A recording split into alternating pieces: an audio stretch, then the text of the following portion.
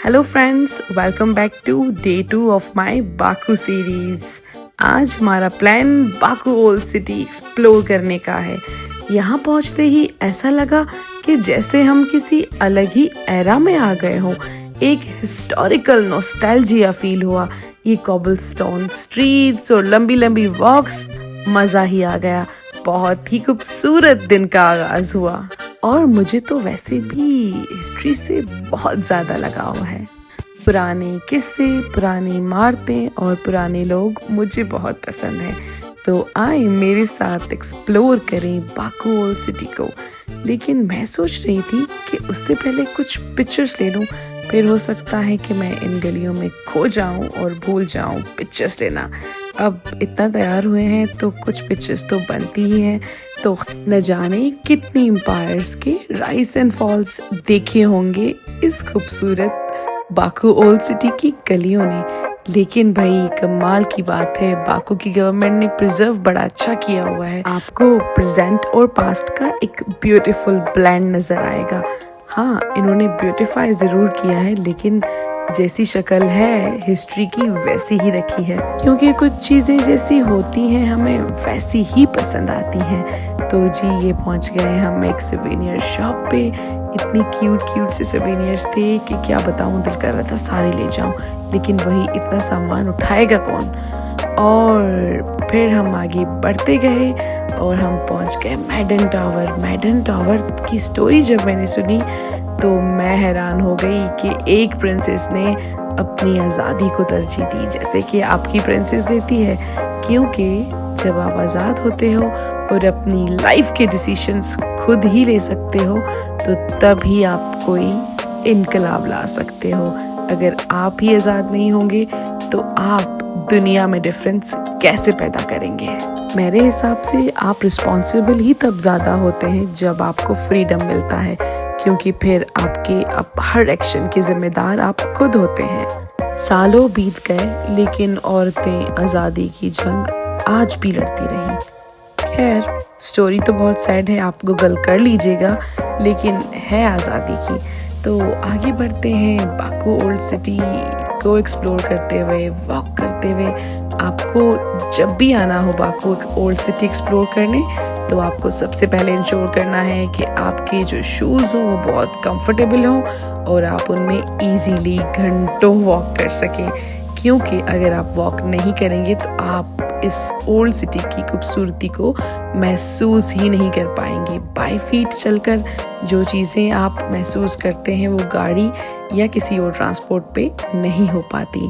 तो ऐसे छोटे छोटे सिवेनियर्स के शॉप, और ये आपकी बहन दोबारा आ गई अपने पोजेस के साथ। और जी चलते चलते हम इस स्ट्रीट पे पहुंच गए जहाँ पे वैलेंटाइंस का डेकोर हुआ था।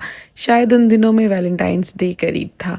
तो इतना अच्छा लगा कि यंगस्टर्स की स्टॉल देखे, उन्होंने अपनी अपनी चीज़ें इन स्टॉल्स पे लगाई हुई थी कि कोई art, candle making, bag making और बहुत सारी चीज़ें। सबसे ज़्यादा अच्छा मुझे ये स्टॉल लगा जहाँ पे अनार का जूस मिल रहा था। बाकू आते ही ये रियलाइज़ हुआ कि सिविल सेंस होना लोगों में कितना ज़रूरी है। सब लोग अपना काम कर रहे थे, लेकिन कोई भी अपना कचरा बाहर रोड पे नहीं फेंक रहा था। अपने डिसिप्लिन में, अपनी हदूद में रह के अपने बिजनेसेस कर रहे थे। हाँ, ऑब्वियसली एक टूरिस्ट कंट्री है तो प्राइसेस थोड़ी हाई थी, लेकिन अगर आपके पास बाजी जैसा बार्गेनिंग स्किल है तो फिर आप शॉपिंग अच्छे से कर सकते हैं। आपको तो पता ही होगा कि आपकी बहन थोड़ा चल ले तो उसको भूख लगना शुरू हो जाती है, और यहाँ तो हमने कोई 4-5 किलोमीटर चल लिया होगा। तो बस फिर पहुँच गए एक कैफ़े पे, और उस कैफ़े का नाम था कासा मासा। बहुत ही ब्यूटीफुल इन्वायरमेंट, कलर थीम और उनकी क्रॉकरी से लेके मुझे सब कुछ पसंद आया। मैंने कहा पाकिस्तान जाके ऐसे ही ग्लास खरीदूंगी पानी पीने के लिए, लेकिन अभी तक मैंने लिए नहीं है, but I will buy it सून। और फिर बाकू के हम ओल्ड सिटी के दूसरे गेट से हम बाहर आ गए, क्योंकि अब हमें जाना था निज़ामी स्ट्रीट। निज़ामी स्ट्रीट जाने से पहले हमने सोचा कि आपको एक ओवरव्यू दें। सर्दी बढ़ गई थी तो हमने खरीद ली एक ये कैप वहाँ से, जो कि मुझे बहुत पसंद आई, बहुत फनी थी। मेरी फ्रेंड्स मुझे कह रही थी कि तुम अंटार्कटिका में घूम रही हो।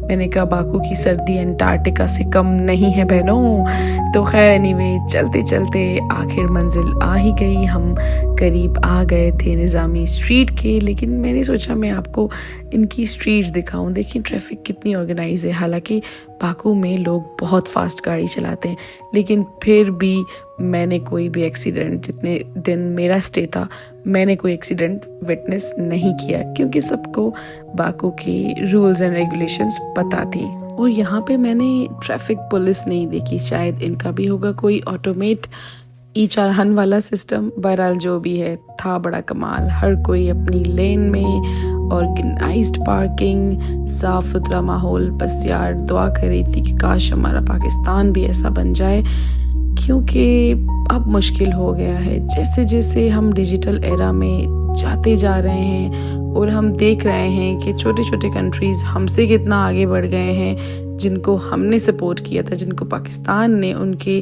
क्राइसिस में, वॉर टाइम्स में सपोर्ट किया था, वो हमसे कितना आगे निकल गए हैं। तो बहुत दुख होता है, लेकिन अल्लाह हमारे हुक्मरानों पे और हमारे सिटीजन्स को हिदायत दे कि हमारे मुल्क को भी बहुत खूबसूरत बनाएं। और बस फिर क्या, सर्दी बर्दाश्त नहीं हो रही थी, तो सोचा कि किसी कॉफ़ी शॉप पे चलते हैं। तो बस कॉफ़ी ऑर्डर की और इंतज़ार किया। ऐसे में हमने सोचा कि कुछ सेल्फ़ी कैमरा से हम अपनी कुछ अच्छी अच्छी मेमोरीज़ बनाते हैं। और क्योंकि बाहर बहुत ज़्यादा सर्दी थी, तो हम नहीं कोई भी पिक्चर्स वगैरह ज़्यादा बना पा रहे थे।